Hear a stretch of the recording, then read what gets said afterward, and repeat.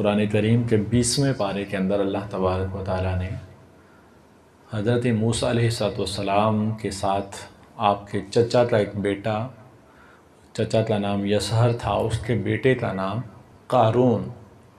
क़ारून बड़ा ही मशहूर एक शख्स गुज़रा है। यह हज़रत मूसा अलैहिस्सलाम की कौम का शख्स था। उसका वाक़या बड़े तफसील के साथ कुरान करीम के अंदर ज़िक्र किया गया। क़ारून ये हज़रत मूसा अलैहिस्सलाम के चचा का बेटा था। बड़ा ही खूबसूरत और बहुत ही हसीन व जमील था और इसके हुस्न व जमाल की वजह से लोग इसे मुनव्वर कहा करते थे। मुनव्वर, रोशनियों वाला, खूबसूरत।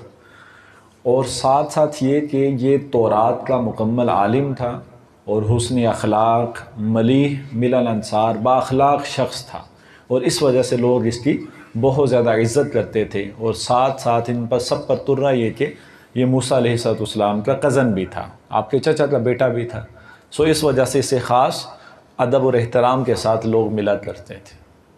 हुआ ये कि इसको फिर अल्लाह तबारक व तआला ने मालो दौलत से आज़माया कि कुछ ही वक्त के अंदर बहुत ज़्यादा मालो दौलत इसको अल्लाह तबारक व तआला ने अता फ़रमाया। कुरान करीम के अंदर अल्लाह ताला फरमाता है, इन्ना क़ारून कान मिन कौमी मूसा फ़बग़ा अलैहिम व आतैनाहु मिनल कुनूज़ि मा इन्न मफ़ातिहहु लतनूउ बिल उस्बा उलिल कुव्वा, कि हमने जो क़ारून को मालो दौलत दिया हुआ था, इस कदर वो मालो दौलत था कि वो ख़ज़ाने जहाँ पर ये जमा करता था और उन ख़ज़ानों की जो कुंजियाँ थी, मफ़ातिह, चाबियाँ, वो चाबियाँ इतनी ज़्यादा थी कि दहाइयों में 20 ऊँट वो चाबियाँ वो 20 ऊँटों पर लाद दी जाती तो वो ऊँट भी उन चाबियों को उठाने के मुतहम्मिल ना होते थे।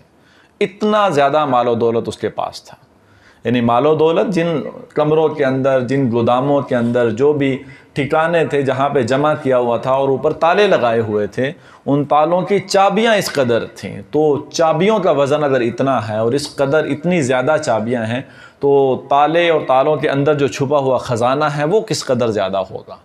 तो खूब मालो दौलत से अल्लाह तबारक व तआला ने इसे नवाजा।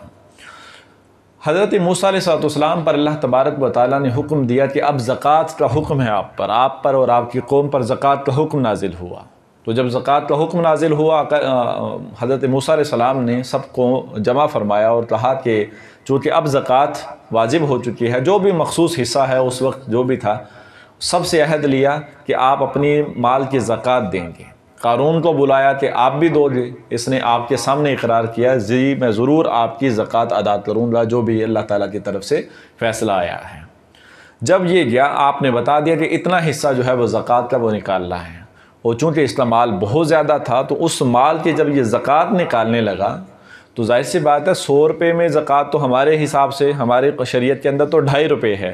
तो 2.5 रुपये तो किसी के लिए मुश्किल नहीं है। 1000 हो तो 25 रुपये है, 25 रुपये भी किसी के लिए मुश्किल नहीं है। लाख रुपया हो तो उसके ऊपर 2500 रुपया, यानी 2500 रुपया, 2500, थोड़ा सा मुश्किल हो गया लफ्ज़। और जिसके पास 1 करोड़ रुपया तो उसका मतलब यह है कि वो 2.5 लाख रुपया ज़कात देगा। अब माल जिस कदर ज़्यादा है तो वो इंसान, तो आपको मालूम है कि जिसके पास करोड़ भी है या 10 करोड़ भी आ जाए तो तलब तो कभी ख़त्म नहीं होती। और ख़ुद को तो वो यही समझता है कि अभी बहुत ज़्यादा माल चाहिए मुझे, 10 करोड़ क्या, अरब का भी मालिक हो जाए तो वो और चाहता है कि मुझे अभी भी और कुछ चाहिए। तो अरब की ज़कात 2.5 करोड़ रुपया बनेगी तो फिर जब ये अमाउंट बनती है तो ये उनके लिए मुश्किल हो जाता है। तो उसके लिए इसी तरह वो ज़कात का जब हिस्सा निकाला तो बहुत ज़्यादा हिस्सा बन गया वो। तो वो कहने लगा तो ये तो नाजायज़ है, ये टैक्स है, इस तरह की इधर उधर की बातें करने लगा और अपने साथ सरकशी पे उतर आया और अपने साथ लोगों को कहने लगा कि मूसा अलैहिस्सलाम आप सबका माल हड़प करना चाहते हैं, माज़अल्लाह, आप सबका माल लेना चाहते हैं, हम सबसे थोड़ा थोड़ा इकट्ठा करके ख़ुद ये अमीर होना चाहते हैं। इस तरह उसने आपके ख़िलाफ़ साजिश की और मज़ीद ये कि उसने हज़रत मूसा अलैहिस्सलाम को माज़अल्लाह बदनाम करने के लिए एक औरत को पैसे दिए, बहुत ज़्यादा माल दिया और कहा कि हज़रत मूसा पर तुमने भरे मजमे के अंदर बदकारी का इल्ज़ाम लगाना है। और औरत को तैयार कर लिया उसने कि आप इसी दौरान के खुतबा इरशाद फरमा रहे थे कि मजमे के अंदर वो औरत खड़ी हुई, बल्कि वो क़ारून ख़ुद खड़ा हुआ और कहने लगा कि ए मूसा अलैहिस्सलाम, आपने फ़लाँ औरत के साथ बदकारी की है। तो आपने फरमाया तेरा नाश हो, ऐसा कैसे तू एक अल्लाह के नबी पर इस तरह का इल्ज़ाम कैसे लगा सकता है, और बिला वजह इस तरह का इल्ज़ाम लगाना मेरी समझ से बालातर है। बहरहाल बात चली तो आपने फरमाया कि लाओ औरत को, वो कौन सी औरत है। तो उस औरत को लाया गया मजमे के अंदर। तो हज़रत मूसा अलैहिस्सलाम ने उस औरत को ख़िताब करके फ़रमाया कि तेरे सामने अल्लाह का नबी है, 5 तन अम्बिया किराम, जो 5 महबूब तरीन अल्लाह ताला के नबी हैं, उनमें से एक हज़रत मूसा हैं। कुरान करीम के अंदर सबसे ज़्यादा जो तज़किरा जिस नबी का हुआ है वो हज़रत मूसा अलैहिस्सलाम का तज़किरा हुआ है। आपका वाक़या, आपके किस्से को सबसे ज़्यादा कुरान करीम के अंदर बयान किया गया। बनी इसराइल की कौम आपके नाम के साथ ज़्यादा मशहूर है। बनी इसराइल हज़रत मूसा की कौम, ये हालांकि ये सिर्फ हज़रत मूसा की कौम नहीं थी, ये तो तकरीबन 6, 7, 8 नबी छोड़कर सबकी कौम यही है बनी इसराइल, क्योंकि सारे अंबिया किराम बनी इसराइल में आए हैं। लेकिन चूँकि आपका तज़किरा बहुत ज़्यादा मशहूर है तो बनी इसराइल का नाम सुनते ही तो हज़रत मूसा का नाम आता है। आपने फरमाया कि मैं तेरे सामने अल्लाह ताला का बरगुज़ीदा, हम वो हैं कि जब फ़िरऔन जैसा खुदाई का दावा करने वाला हमारे पीछे लग जाए और एक तरफ पीछे हमारे फ़िरऔन हो और आगे दरिया आ जाए, तो ये अल्लाह की जो दिया हुआ जो असा है, ये अगर हम दरिया में मारे तो दरिया हमारे लिए रास्ते कुशादा कर देता है। तेरे सामने वो है, तूने सच बात करनी है, किसी भी तरह के तूने आजमाइश और किसी साजिश का हिस्सा नहीं बनना। जो सच है तुम्हें बता दो, मैं तुम्हें कुछ भी नहीं कहने वाला। आपका जलाल देखकर, आपकी नबूवत का असर देखकर, नूर नबूवत देखकर वो सहम गई और रोने लगी और कहा कि मैं झूठी हूँ और ये कारून ये भी झूठा है, इसने कसीर मालो दौलत देकर मुझे आपके ख़िलाफ़ बदकारी के ऊपर ये इस तरह तैयार किया है। आप अल्लाह के हुक्म से आप पाक दामन हैं और इस तरह की कोई भी बात नहीं है। सो आप के सामने उसने सारे भरे मजमे के अंदर आपकी पाकदामनी का ऐलान किया। तो इस पर वो कारून जो था, चूँकि वो मालो दौलत वाला था, घुमंड में था, वो सरकशी पर उतर आया और आपके ख़िलाफ़ हो गया और आपके ख़िलाफ़ माज़अल्लाह बकवास करना शुरू हो गया। तो जब मज़ीद बात बढ़ी तो हज़रत मूसा अलैहिस्सलाम ने फिर उस वक्त कारून के ख़िलाफ़ बद्दुआ की थी, उसी वहीं पर बद्दुआ की और कहा कि मौला इस कारून को ज़मीन के अंदर धंसा दे। ये हज़रत मूसा अलैहिस्सलाम की बद्दुआ थी। आपने बद्दुआ की पहली मरतबा तो वो घुटनों तक ज़मीन के अंदर धंस गया था, घुटनों तक ज़मीन के अंदर धंस गया। फिर दूसरी मरतबा आपने बद्दुआ की कि इस मज़ीद जो है वो ज़मीन में धंसा दे मौला, तो वो पेट तक वो ज़मीन के अंदर वहीं पर धंस गया। सब जो है उसका साथ छोड़ गए थे, 2 शख्स उसके साथ रह गए। वो 2 अब बोलने लगे कि मूसा अलैहिस्सलाम इसको इसलिए ज़मीन में धंसा रहे हैं ताकि इसके मालो असबाब के ऊपर और जायदाद के ऊपर कब्ज़ा कर लें।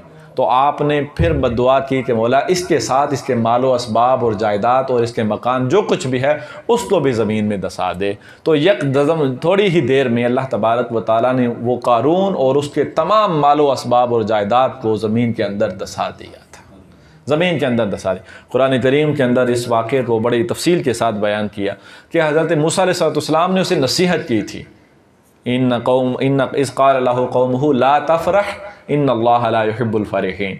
आपने उसे कहा था कि मालो दौलत अल्लाह ताला ने दिया है तो इस मालो दौलत पर इतराना नहीं है, इस पर ज़्यादा इतराना नहीं कि इतराने वाले अल्लाह ताला को पसंद नहीं है। वब्तग़ि फ़ीमा आताकल्लाहु द्दारल आखिरा, इस मालो दौलत के ज़रिए अपना आखिरत का घर ख़रीदना है तुमने। यहाँ पर तो जो बरतने का है वो तो बरतना है और इसके साथ साथ इससे आखिरत का घर ख़रीदना है और अपना दुनिया का हिस्सा भी नहीं भूलना।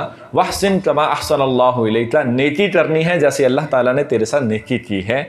वला तबगिल फ़साद फ़िल अर्द, ज़मीन में किसी भी तरह का फ़साद नहीं डालना है, ज़मीन में किसी भी तरह के फ़साद का हिस्सा नहीं बनना तुमने। चूँकि मालो दौलत है इसको इस्तेमाल करके कुछ भी तो कर सकता है, तो ज़मीन में फ़साद का ज़रिया नहीं बनना। लेकिन उसने आपकी नसीहत को जुठलाया तो फिर अल्लाह तबारक व तआला फरमाता है फिर हमने उसके साथ फिर वही किया कि जो हम फिर सरकशों के साथ करते हैं। वो क्या?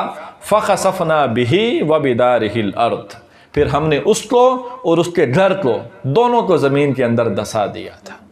ये कुरान करीम के अल्फाज। और उसके आसपास बड़े लोग खड़े थे जो जब तक उसके पास माल था, जो बड़े उसके आसपास उसके चापलूसी करने वाले, लेकिन जब वो ज़मीन में धंसाया जा रहा था फमा कान लहू मिन फ़िअतिन यंसुरूनहू मिन दूनिल्लाह, तो फिर उसका कोई भी मददगार वहाँ पे सामने ना आया कि जो अल्लाह के अज़ाब से उसको बचा सके। वमा कान मिनल मुंतसिरीन, और चूँकि जब अल्लाह तबारक व तआला किसी पर आजमाइश को और इस अज़ाब को नाजिल करता है तो फिर कोई भी मददगार की मदद जो है वो काम नहीं देती है। ये अल्लाह तबारक व तआला ने कुरान करीम के अंदर क़ारून के वाक़े को बयान किया। इससे जो हमें बड़ी वाज़ेह जो नसीहत मिलती है वो क्या, कि मालो दौलत और मालो असबाब ये अल्लाह तबारक व तआला की तरफ से नेमत भी हैं, लेकिन ये आजमाइश भी हैं।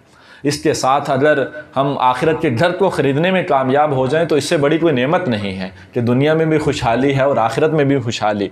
लेकिन अगर यही मालो असबाब हमारे लिए, हमारे कल्ब पर, हमारे दिल पर, हमारे वहम पर, ये अगर इस तरह की सूरत बन जाए कि हम अल्लाह तबारक व तआला के फ़राइज़ से गाफिल हो जाएं, जो उसका जो सबसे अहम फ़र्ज़ है जो माल के ऊपर लागू होता है, ज़कात, जो मसाकीन को हमने देनी होती है, गुरबा को देनी होती है, कुर्बानी है तो कुर्बानी हमने देनी होती है, और उसके अलावा सदक़ा फ़ितर है, ये वाजिब है, ये हमने देना होता है, ज़मीन के अंदर उशर है, ये वाजिब है, ये देना होता है, और उसके अलावा माल पैसा है, सामान तिजारत है, सोना चांदी है, तो उसकी ज़कात पैसे की सूरत में बनती है, वो देनी होती है। अगर इसमें हम कोताही करेंगे तो ये समझ लें कि ये माल हमारे लिए आजमाइश बन जाएगा, फिर ये हमारे लिए नेमत नहीं रहेगा। अल्लाह तबारक व तआला हमें इस वाक़े से जो नसीहत हमें मिलती है उस पर अमल की तौफीक अता फरमाए। और दूसरी नसीहत ये भी कि जब कोई नसीहत करे तो नसीहत को मान लेना, कि उसका बड़ा पहला जुर्म ये कुरान करीम के अंदर बयान किया कि उसने मूसा अलैहिस्सलाम की नसीहत को नहीं माना, बल्कि फ़साद के ऊपर उतर आया। तो जब भी कोई नसीहत करें तो नसीहत को मानना ये भी ज़रूरी अमर है, और नसीहत करने वालों को भी चाहिए कि इस अंदाज़ में नसीहत की जाए ताकि सामने वाला माने, ताकि इस अंदाज़ भी ये होना चाहिए कि नसीहत उसके दिल के ऊपर असर करे। अल्लाह तबारक व तआला अमल की तौफीक अता फरमाए।